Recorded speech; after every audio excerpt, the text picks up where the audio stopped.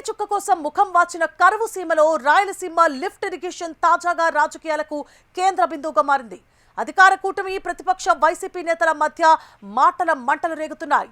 ప్రతిపక్ష పార్టీ కొంతకాలంగా ప్రాజెక్టు నిర్మాణంపై పోరుబాట సాగిస్తోంది. అదే స్థాయిలో టీడీపీ నేతలు కూడా తగ్గేదేలే అంటూ కౌంటర్ అటాక్ చేస్తున్నారు. సీమలో లిఫ్ట్ ఇరిగేషన్ ప్రాజెక్టు కేంద్రంగా ఒకరిపై ఒకరు రాజకీయ విమర్శలకు దిగడం తెలుగు రాష్ట్రాల్లో హాట్ టాపిక్ గా మారింది. ఇంతకీ రాయలసీమ లిఫ్ట్ ఇరిగేషన్ తో సీమకు చేకూరే ప్రయోజనం ఏంటి? కూటమి ప్రభుత్వం చెబుతోన్న వాదనేంటి? వైసీపీ హయాంలో అసలేం జరిగింది? లెట్స్ వాచ్ దిస్ సీమ lift panchayat story.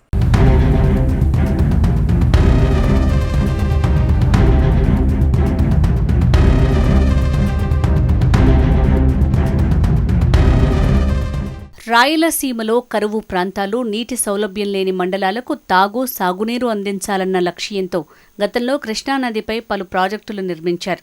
Pothireddypadu H regulator ద్వారా నీటిని బనకచెర్లకు తీసుకువచ్చి అక్కడి నుంచి తెలుగుగంగ, ఎస్ఆర్బీసీ, గాలేరు, నగరి, హంద్రినీవా కాలువలకు నీరు సరఫరా అవుతోంది. వరద వచ్చిన సమయంలో ఎక్కువ నీటిని రాయలసీమ జిల్లాలకు మళ్లించి లబ్ధి పొందాలన్న లక్ష్యంతో వైసీపీ ప్రభుత్వం 2019లో రాయలసీమ లిఫ్ట్ ఇరిగేషన్ ప్రాజెక్టును ప్రారంభించింది. శ్రీశైలం డ్యాం నుంచి రోజుకు 3 టీఎంసీల నీటిని ఎత్తిపోసే విధంగా ఈ ప్రాజెక్టు నిర్మాణం చేపట్టారు. రాయలసీమలోని 4 ఉమ్మడి జిల్లాలకు తాగు, సాగునీరు అందించే లక్ష్యంతో పాటు శాశ్వతంగా నీటి సమస్య పరిష్కారం అవుతుందని అప్పట్లో ప్రభుత్వం ప్రాజెక్టు నిర్మాణం చేపట్టింది. సుమారు 18% మేరకు పనులు పూర్తయ్యాయి.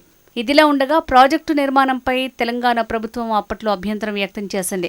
నేషనల్ గ్రీన్ ట్రైబ్యునల్లోనూ కేసులు నమోదు కావడంతో 2021లో ఈ పథకం పనులు దాదాపు ఆగిపోయాయి. ఎన్జీటీ జోక్యంతో పాటు న్యాయ సమస్యలు ఎదురవడంతో నిర్మాణ పనులు పూర్తిగా నిలిచిపోయాయి. కేంద్ర ప్రభుత్వ సంస్థలతో పాటు కేఆర్ఎంబీ జోక్యం చేసుకోవడంతో పనులు ముందుకు సాగటం కష్టంగా మారింది.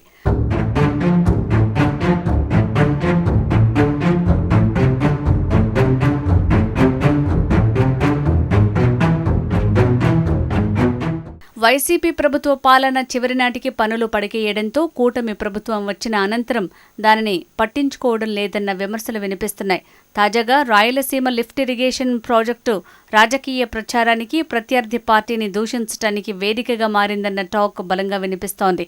రాయలసీమ లిఫ్ట్ ఇరిగేషన్ ప్రాజెక్టును కూటమి ప్రభుత్వం ఆపేసిందని, తక్షణమే పనులు చేపట్టాలని వైసీపీ నేతలు ఉద్యమాలు కొనసాగిస్తున్నారు. కర్నూలు జిల్లాలోని ప్రాజెక్టు నిర్మాణ పనులు పరిశీలించిన ఆ పార్టీ నేతలు అక్కడే ఆందోళనకు దిగారు.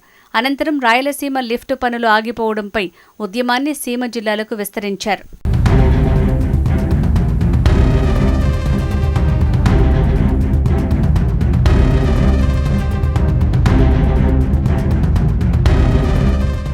రాయలసీమ లిఫ్ట్ ద్వారా రాయలసీమకు మేలు జరుగుతుందని, సాగు, తాగునీటి అవసరాలు తీరుతాయని ప్రతిపక్ష నేతలు చెప్తున్నారు.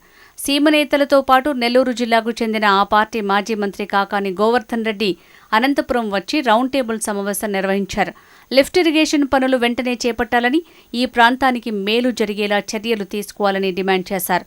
ఇతర జిల్లాల్లోనూ పెద్ద ఎత్తున ఉద్యమాలు కొనసాగిస్తామని ఆ పార్టీ నేతలు తెగేసి చెప్తున్నారు. కూటమి ప్రభుత్వం కావాలనే ప్రాజెక్టు నిర్మాణాన్ని పక్కనబెట్టిందని వైసీపీ ఆరోపిస్తోంది. ప్రాజెక్టు నిర్మాణ పనులు పూర్తి చేసి కరువు సీమకు న్యాయం చేయాలని డిమాండ్ చేస్తున్నారు. ప్రభుత్వం ఈ ప్రాంతాన్ని మోసం చేస్తోందని, వెంటనే ప్రాజెక్టు నిర్మాణాన్ని ముందుకు తీసుకువెళ్లాలని చెప్తున్నారు.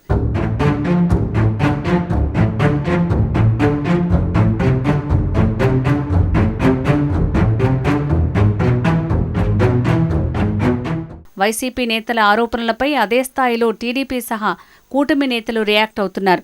సీమలో వైసీపీ రాయలసీమ లిఫ్ట్ ఇరిగేషన్ ప్రాజెక్టుపై ఎక్కడ ఉద్యమాన్ని జరిపినా ముఖ్య నేతలు, మంత్రులు, ఎమ్మెల్యేలు ఘాటుగా స్పందిస్తున్నారు. వైసీపీ హయాంలోనే ఆగిపోయిన ప్రాజెక్టును తమ ప్రభుత్వం ఆపడం ఏంటని అధికార కూటమి నేతలు నిలదీస్తున్నారు. అబద్ధాలు చెప్పి సీమలో వైసీపీ రాజకీయ లబ్ధి పొందాలని చూస్తోందని ఆరోపిస్తున్నారు. 2021లో అప్పటి వైసీపీ ప్రభుత్వం ఈ ప్రాజెక్టును ఆపేసిందని గుర్తు చేస్తున్నారు. ఎన్జీటీ ఆదేశాలతో పాటు తెలంగాణ ప్రభుత్వం అభ్యంతరం వ్యక్తం చేయడంతో అప్పటి జగన్ ప్రభుత్వం పనులు ఆపేసిందని చెప్తున్నారు.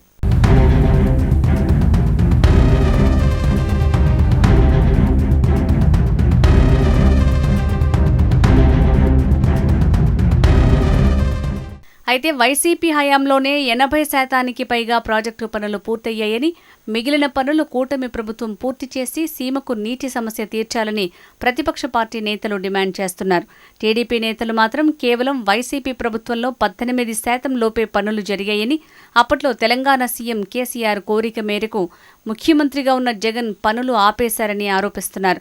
వైసీపీ హయాంలో సీమలోని ముఖ్యమైన భైరవాన్తిప్ప, గుండ్రేవుల, ఆర్డీఎస్, వేదవతి వంటి 102 ప్రాజెక్టులను ఆపేశారని, అన్నమయ్య డ్యాం కొట్టుకుపోయి 39 మంది చనిపోతే పట్టించుకోలేదని విమర్శిస్తున్నారు. కూటమి ప్రభుత్వం అధికారంలోకి వచ్చిన 190 రోజుల్లోనే హంద్రినివాను విస్తరించి రాయలసీమకు నీళ్లిచ్చామని చెప్తున్నారు.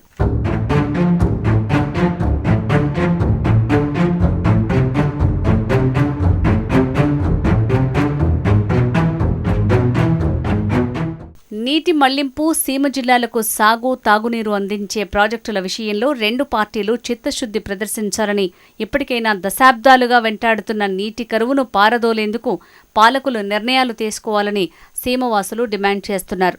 అయితే రాయలసీమ లిఫ్ట్ విషయంలో వైసీపీ ఉద్యమాలు ఏ మేరకు ఫలిస్తాయో, కూటమి ప్రభుత్వం చేపట్టిన పనులు ఏ మేరకు సీమకు మేలు చేస్తాయో చూడాలి మరి.